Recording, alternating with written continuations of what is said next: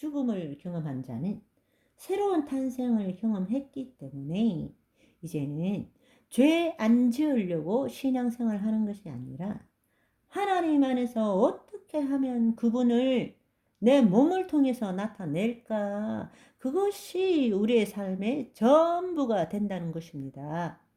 예수님이 가르쳐 주신 죽음은 새로운 탄생을 위해서입니다. 몸이 살아있는 동안에, 즉 목숨이 있는 동안에 새로운 탄생에 대한 것뿐만 아니라 몸의 죽음을 경험한 후, 즉 사후 생에 대한 것도 포함되어져 있다는 것입니다. 새로운 탄생은 이 땅에서도 몸의 죽음 후에도 새로운 삶을 살 수 있게 합니다. 아멘. 우리의 본질이 거듭났을 뿐만 아니라 몸이 있는 동안, 살아가는 동안에도 자기를 부인하고 자기 십자가를 짐으로써 그 혼이 하나님이 영 안에서 존재하므로 그리스도 안에 있는 새로운 자아로 살아가는 것을 경험한 자는 구원의 의미는 몸이 있는 동안뿐만 아니라 몸이 죽은 다음에도 동일하게 유지된다라는 이야기입니다. 우리는 지금 복음을 제대로 가르치지 않고 있습니다. 또 제대로 알지도 못하고 있어요. 인간의 죽음에 대해서도 새로운 탄생에 대해서도 가르치지 않고 단지 예수 그리스도의 믿음과 형통한 삶에 대해서만 가르치고 있습니다. 부활의 삶이 아니라 우리는 이 세상에서 우리의 삶에 대해서만 강조하고 있습니다. 그냥 말로만 믿습니다. 하지만 그 실체가 무엇인지는 전혀 경험하지 못하고 있는 거예요.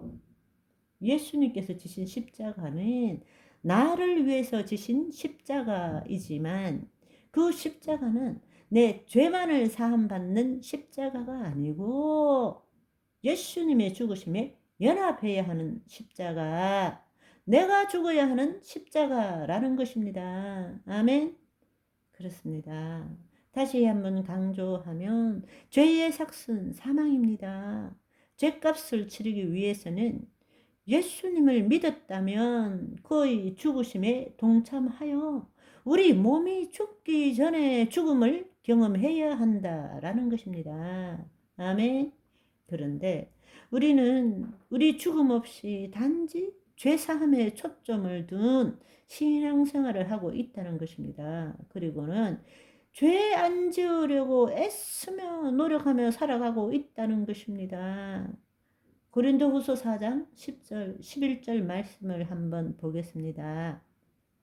우리가 항상 예수의 죽음을 몸에 짊어지면 예수의 생명이 또한 우리 몸에 나타나게 하려 함이라.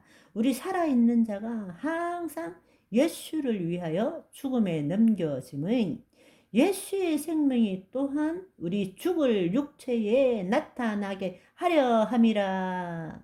여러분, 방금 10절, 11절을 읽었습니다. 10절은 누구의 죽음입니까? 예수 그리스도의 죽으심입니다. 11절의 죽음은 누구의 죽음입니까? 나의 죽음입니다. 이 두 가지가 우리 안에 함께 있어야 된다라는 것입니다. 아멘. 우리가 예수의 죽음을 우리 몸에 짊어지면 예수의 생명이 또한 우리 몸에 나타나는 것이죠. 그러니까 그 예수님의 죽으심을 우리가 믿음으로 받아들일 때에 오직 그 하나님의 은혜로 인하여 믿음으로 구원을 얻는 것이고 그 결과로서 내 죄의 본질이 사라지는 것이고 하나님의 영이 우리 안에 임하게 되는 것이고 그 다음에는 이제 내가 육체 가운데 사는 것은 어떻게 살아야 되느냐? 내가 죽어가야 한다는 것입니다. 자기를 부인하고 자기 십자가를 짊으로써 내 안에 있는 그리스도께서 우리의 몸을 통해서 나타나는 삶을 살아야 한다라는 것입니다. 역설적이지만 복음은 삶이 아니라 죽음에 대해서 우리에게 말하고 있다라는 것입니다. 그런데 우리는 죽음에 대해서는 싫어라 하고 형통, 축복, 더 나은 삶에만 관심이 있다라는 것입니다. 죽음을 직면해야 됩니다. 죽기 전에 죽을 줄 알아야 합니다. 그럴 때에 부활의 삶을 살 수 있다라는 것입니다. 아멘. 그렇습니다. 한 알의 밀이 땅에 떨어져 죽지 아니하면 한 알 그대로 있고 죽으면 많은 열매를 맺는다라고 말하셨습니다.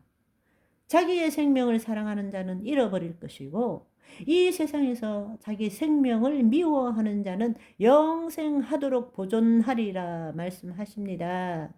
우리는 이제 목숨과 생명을 구별을 할 줄 알아야 합니다.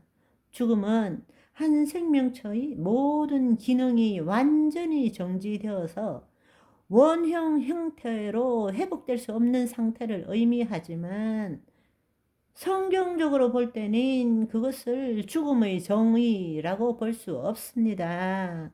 왜냐하면 우리의 존재와 우리의 삶의 정의에 따라서 죽음의 정의도 달라질 수밖에 없기 때문입니다. 우리는 흔히들 죽음을 목숨이 다했다라고 이야기합니다. 그런데 목숨의 뜻이 뭡니까? 목을 통해서 숨을 쉰다라는 뜻이에요. 그걸 목숨이라는 것입니다. 그러니까 호흡이 끝나면 죽은 거죠. 그래서 우리가 인공호흡을 하잖아요. 그런데 그것은 몸의 죽음일 뿐이죠. 우리 인간에게서 죽음은 이 한 가지의 죽음만 있는 것이 아니라고 말씀드렸죠. 몸의 죽음보다 더 두려워해야 될 것은 영혼의 죽음입니다. 그런데 우리는 영혼이 있는지 없는지도 모르고 거듭난 자의 삶이 뭔지도 모르기 때문에 부활의 삶을 경험해 보지도 못했기 때문에 죽음이라 하면 자신의 몸의 죽음만을 생각하고 두려워할 수밖에 없다라는 것입니다. 그러나 진정한 내 본질은 몸이 아니라 내 영혼이라는 사실, 그것을 알고 있다면 또 내 혼이 하나님의 영 안에 있는 삶을 살았다면 몸의 죽음은 하나님이 우리를 부르시는 거죠. 천국으로 부르시는 거란 말입니다. 아멘. 그 천국, 낙원에 있다가 예수님이 재림하실 때 몸의 부활을 입고 이 땅에서 왕노릇하는 삶을 살게 된다는 것입니다. 아멘. 그렇습니다. 온 천하를 얻고도 제 혼을 잃어버리면 무엇이 유익하겠습니까? 아무것도 바꿀 수 없다는 것입니다. 하나님의 자녀는 몸의 죽음 이전에 구원, 혼의 구원을 이루어가는 삶을 살 줄 알아야 합니다. 다시 말씀드리자면 자신의 몸과 생각과 감정에 묶이는 삶이 아니라 우리 혼이 그리스도 안에 거하는 삶을 살 줄 알아야 합니다. 우리가 하나님의 영 안에 있고 우리의 혼이 그리스도 안에 있는 것을 처음 했다라면 몸의 죽음이라는 것은 우리의 영혼이 몸으로부터 해방받고 아버지의 품에 거하는 놀라운 축복의 시간이라는 것입니다. 죽음은 그렇게도 그리된 본향으로 들어가는 문입니다. 아멘. 길이요 진리요 생명이신 예수 그리스도 안에 있는 자만이 들어갈 수 있는 문입니다. 오늘도 예수 안에 거함으로 나는 죽고 주님만 나타나는 삶, 하나님 나라의 삶을 살다가 그 나라에서 반갑게 해후하시는 저와 여러분이 되시기를 소망합니다. 할렐루야.